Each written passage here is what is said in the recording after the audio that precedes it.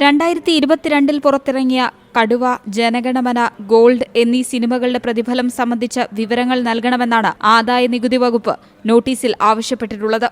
ഈ ചിത്രങ്ങളിൽ അഭിനേതാവെന്ന നിലയിൽ പൃഥ്വിരാജ് പ്രതിഫലം വാങ്ങിയിരുന്നില്ല. എന്നാൽ സഹനിർമ്മാതാവെന്ന നിലയിൽ 40 കോടിയോളം രൂപ പൃഥ്വിരാജ് സ്വന്തമാക്കിയെന്നാണ് കണ്ടെത്തൽ. നിർമ്മാണ കമ്പനിയുടെ പേരിൽ പണം വാങ്ങിയതിൽ വ്യക്തത വരുത്തണമെന്ന് ആദായനികുതി വകുപ്പ് ആവശ്യപ്പെട്ടിട്ടുമുണ്ട്. ഇത് സ്വാഭാവിക നടപടിയെന്നാണ് ആദായനികുതി വകുപ്പിന്റെ വിശദീകരണം. അഭിനേതാവെന്ന നിലയിൽ പണം വാങ്ങുമ്പോൾ അതിന് നികുതി കൂടുതലാണ്. എന്നാൽ സഹനിർമ്മാതാവെന്ന നിലയിൽ പണം വാങ്ങുമ്പോൾ നികുതി താരതമ്യേന കുറവാണ്. 3 സിനിമകളിലായി 40 കോടിയോളം രൂപ പൃഥ്വിരാജിന് ലഭിച്ചിട്ടുണ്ട്. ഇതുമായി ബന്ധപ്പെട്ടാണ് വിശദീകരണം തേടിയത്. ഈ ചിത്രങ്ങളിലെ വരുമാനവുമായി ബന്ധപ്പെട്ട് മുൻപും വിവരങ്ങൾ തേടിയിട്ടുണ്ടെന്നാണ് വകുപ്പിന്റെ വിശദീകരണം. മാർച്ചിൽ ഒരു സാമ്പത്തിക വർഷം അവസാനിക്കുന്നതിന്റെ ഭാഗമായാണ് വീണ്ടും ഇക്കാര്യത്തിൽ വിശദീകരണം തേടിയതെന്നാണ് അധികൃതർ വ്യക്തമാക്കുന്നത്. ഇമെയിൽ വഴിയാണ് നോട്ടീസ് അയച്ചത്.